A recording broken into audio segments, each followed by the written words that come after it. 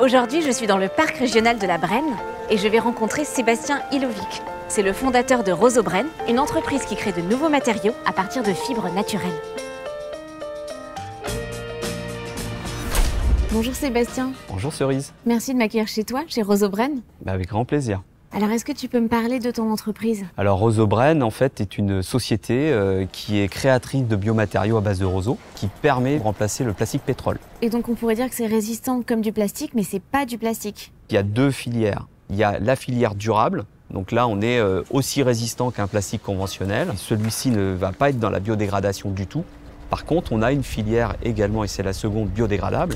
Mais là, on est sur un schéma de durée de vie limitée, résistant quand même. Donc ça veut dire qu'on est quand même sur des degrés de biodégradation à plusieurs années. Est-ce que tu dirais que ton objectif, c'est d'abolir le plastique à base de pétrole? Alors, j'irai pas jusque-là quand même. Mais je voulais juste quand même interpeller sur le fait que tous les jours, il y a 1 million de tonnes de plastique pétrosourcé qui sortent des usines. À l'échelle de Rosobren, on sera une goutte d'eau. Mais moi, je pars du principe que, de toute façon, les petits ruisseaux font les grandes rivières. Le but, c'est surtout de créer un écosystème en fait, de partenaires, d'acteurs qui sont dans la même mouvance que nous.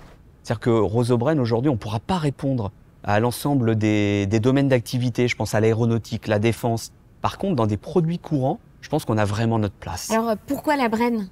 La Brenne, parce que je suis natif de Brenne, premièrement. Je pense que c'est quand même un élément clé.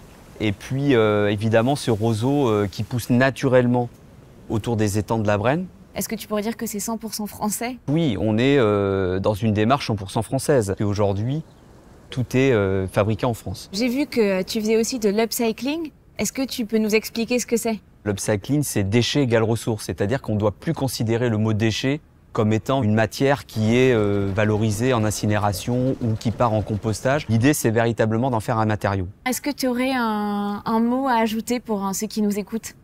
Il faut penser aux générations futures, réfléchir un petit peu à ça, cette empreinte aussi qu'on laisse sur nos territoires. Je pense que ça, c'est vraiment un mot important. Merci beaucoup Sébastien. Merci Cerise.